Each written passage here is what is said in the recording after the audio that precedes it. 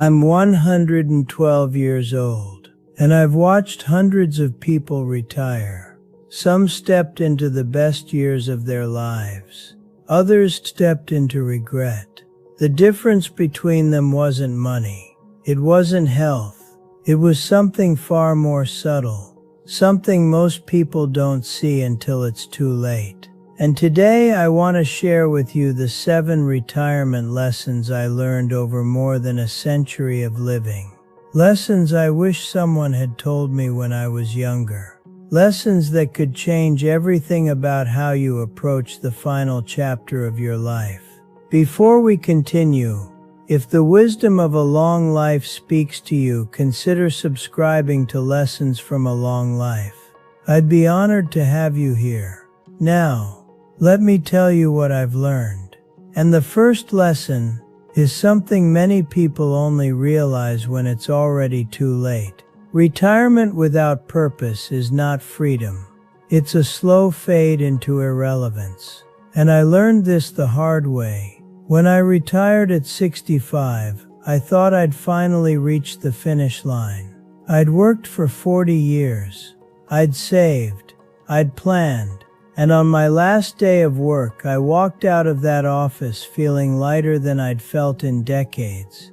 I thought, finally I can relax. Finally I can do nothing. And for the first few months it felt wonderful. I slept in, I watched TV, I took long walks with no destination. But then, something changed. I started waking up and realizing I had nothing to do. No one needed me. No meetings. No deadlines. No purpose. And it felt like I was disappearing. Like I was becoming invisible. I saw the same thing happen to my friend Walter. He retired at 62, excited to finally enjoy life. But within a year, he'd lost his spark. He stopped calling, stopped going out. And when I asked him what was wrong, he said something I'll never forget. He said, "I don't know who I am anymore without my job." And he wasn't alone. I've watched so many people retire and lose themselves because they built their entire identity around their work. And when the work ended, they didn't know what was left. So here's what I want you to understand. Retirement is not the end of purpose. It's the beginning of a new kind of purpose. And if you don't figure out what that purpose is before you retire, you're going to struggle, you're going to feel lost. So ask yourself this. When you retire, who will you become? What will give your days meaning? What will make you feel needed, useful, alive? Don't wait until retirement to answer that question. Start thinking about it now. The second lesson I learned is that loneliness in retirement is deadlier than any disease. And most people don't see it coming. When you're working, you're surrounded by people every day. Coworkers, clients, even people you don't particularly like, but they give you connection. They give you conversation.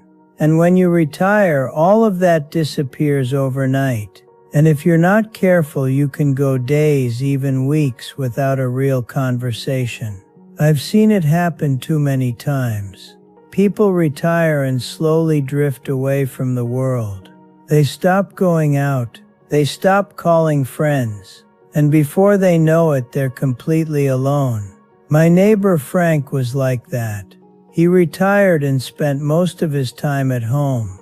And every time I saw him, he looked a little grayer, a little more withdrawn. And one day I knocked on his door to check on him. And he opened the door and just stood there. And I could see it in his eyes. He was lonely, deeply, painfully lonely. And he didn't know how to fix it. Here's the truth. Relationships don't maintain themselves. Friendships require effort. And in retirement, when you have all the time in the world, it's easy to assume people will reach out to you. But they won't. Not unless you reach out first. So if you want to avoid loneliness in retirement, you have to be intentional about building and maintaining relationships. Volunteer. Call old friends. Show up, because isolation will kill you faster than any illness. And by the time you realize you're lonely, it might be too late to fix it. The third lesson is something most people get backwards. They think retirement is about having enough money. But it's not. It's about having enough meaning. I saved for decades. I had a comfortable retirement fund. I could pay my bills, take vacations, enjoy life. But none of that mattered when I woke up every morning with nothing to look forward to. Money buys comfort, but it doesn't buy fulfillment. And I've watched people with millions of dollars retire into empty, meaningless lives. And I've watched people with very little money retire into lives filled with joy, connection, and purpose.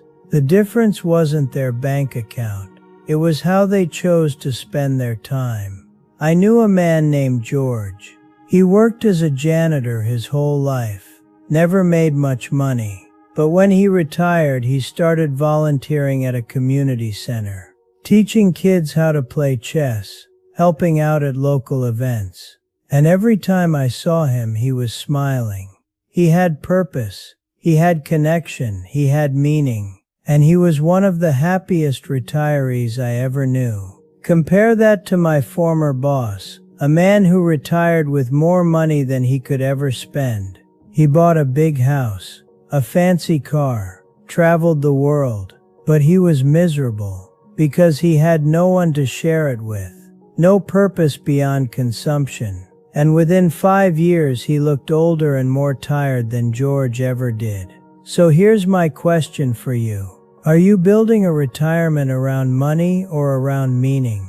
Because if it's just money, you're going to be disappointed. Money can make retirement easier, but it can't make it worthwhile. Only you can do that. The fourth lesson I learned is this. Your health in retirement is determined by the choices you make in your 40s and 50s, not your 60s. By the time you retire, the damage is already done. And I see this all the time. People spend their working years neglecting their bodies. They eat poorly. They don't exercise. They tell themselves they'll get healthy when they retire. But retirement doesn't fix decades of neglect. It reveals it. I have a friend who spent 30 years working a desk job, never exercised, ate fast food most days. And he kept saying, when I retire, I'm going to get in shape, I'm going to travel, I'm going to enjoy life. But when he retired at 65, his knees were shot. His back hurt constantly. He had diabetes and high blood pressure. And instead of traveling and enjoying life, he spent his retirement going to doctor's appointments and managing chronic pain. All because he didn't take care of himself when it mattered. And I'm not saying this to scare you. I'm saying it because it's the truth. The body you retire with is the body you've been building for decades. And if you want to enjoy retirement, if you want to travel, play with your grandkids, stay active and independent, you have to start taking care of yourself now, not later. Now. Walk every day, eat real food, sleep well, move your body, because the choices you make today will determine whether you spend retirement living or just surviving. The fifth lesson is about regret, and this one is hard to talk about, but it's important. Most people reach retirement and look back with regret, not about what they did, but about what they didn't do. The trips they didn't take, the time they didn't spend with loved ones, the dreams they put off until someday. And by the time they retire, someday has passed.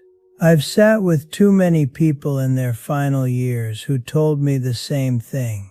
I wish I'd done more. I wish I'd worried less about work and more about life. And the saddest part is, they had the time.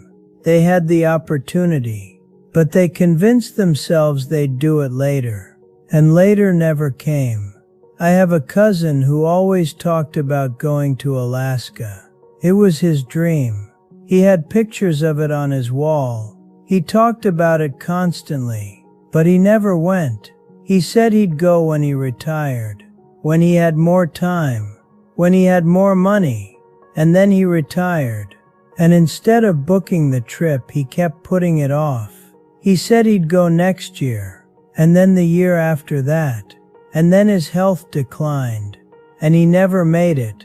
He died at 82 without ever seeing Alaska. And I think about that a lot, because it didn't have to be that way. He could have gone. He just didn't. So let me ask you this. What are you putting off? What dream are you waiting to pursue? What trip are you planning to take someday? Don't wait for retirement to live, because retirement is not guaranteed. And even if you make it there, you might not have the health or the energy to do the things you've been dreaming about. Do it now, while you can, while you still have the strength and the time. The sixth lesson is something I didn't understand until I was very old. And it's this: staying useful is more important than staying comfortable. A lot of people retire and think the goal is to relax, to stop contributing, to finally take it easy. And there's nothing wrong with rest. But if all you do is rest, you stop growing, you stop mattering. And that's when the decline begins. I've watched it happen over and over. People retire, stop being useful, and within a few years they're gone. Not because they were sick, but because they had nothing left to live for. The people who live the longest, the ones who stay sharp and engaged well into their 90s and beyond, are the ones who stay useful.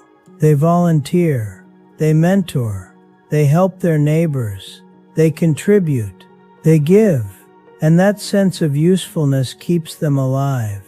I'm 112 years old, and I'm still here because I still have purpose. I still share what I've learned. I still try to help people. And that keeps me going. So when you retire, don't just retreat into comfort. Find ways to stay useful. Find ways to contribute. Because the moment you stop being useful is the moment you start fading away. The seventh and final lesson is the one I wish I'd learned earliest. And it's this: the most valuable moments in life are the ordinary ones, not the big events. Not the promotions or the vacations or the milestones, but the quiet, unremarkable moments you take for granted. The Sunday mornings, the cups of coffee, the conversations with people you love. Those are the moments that matter most, and you don't realize it until they're gone. I've lived 112 years. And when I look back, the moments I treasure most aren't the big achievements. They're the small, simple moments. Sitting on the porch with my wife, watching the sunset, hearing my grandkids laugh. Those moments didn't feel important at the time, but now they're everything. And I see so many people rush through life, always chasing the next big thing, never stopping to appreciate the ordinary beauty of right now. And by the time they retire and finally have time to appreciate it, the people they love are gone. The moments have passed, and all they're left with is regret. So here's what I want you to do. Starting today, slow down. Notice the small things. The way the morning light looks through your window. The sound of your partner's voice. The taste of your coffee, the feeling of being alive. Because those moments, those ordinary, unremarkable moments, those are the ones you'll remember. Those are the ones that make life worth living. Don't wait until retirement to start appreciating them. Appreciate them now. So let me leave you with this. Retirement is not the end of life. It's the beginning of a new chapter. And that chapter can be filled with purpose, connection, meaning, and joy. Or it can be filled with regret, loneliness, and emptiness.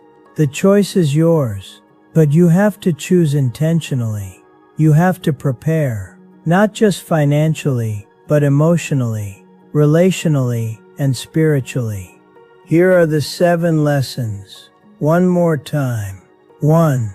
Retirement without purpose is a slow fade into irrelevance. Find your purpose before you retire. 2. Loneliness in retirement is deadly. Build and maintain relationships intentionally. 3. Retirement is about meaning, not money. Focus on what makes life worthwhile. 4. Your health in retirement is determined by the choices you make now. Take care of your body today. 5. Don't wait until retirement to live. Do the things you've been putting off. 6. Staying useful is more important than staying comfortable. Find ways to contribute. And 7. The most valuable moments are the ordinary ones. Appreciate them now. If these lessons resonated with you, I encourage you to subscribe to Lessons from a Long Life. I've lived long enough to see what works and what doesn't, and I want to share that wisdom with you, so you don't have to learn these lessons the hard way, so you can live a retirement filled with purpose, joy, and meaning. And remember this, it's never too late to begin living with intention. Whether you're 40 or 70 or 90, you still have time. Time to change, time to grow, time to choose a better path. Don't waste it, because one day you'll be my age, and you'll look back, and the only question that will matter is this: did you live well? I hope you can answer yes.